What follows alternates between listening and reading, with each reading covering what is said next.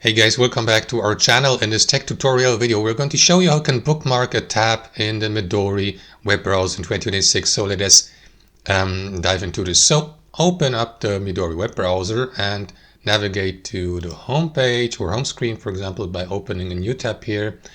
And let me navigate to an example page like, I don't know, google.com, for example.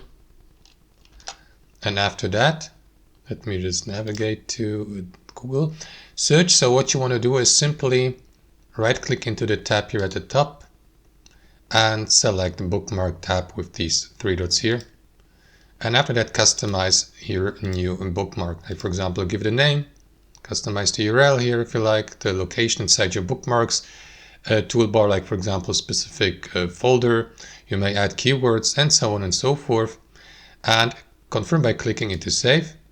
And you will also see here by that star icon that this page has been added to the bookmarks. And that's it, guys. Thanks for watching. Hope you enjoyed it, got some value from it, and we'll see you next time on our channel.